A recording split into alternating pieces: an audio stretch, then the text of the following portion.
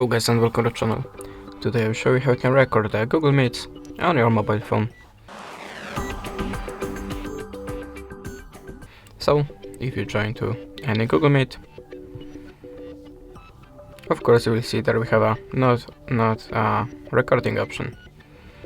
And sadly we can only record the meetings only on your personal computers. So I recommend you to just use your screen recorder.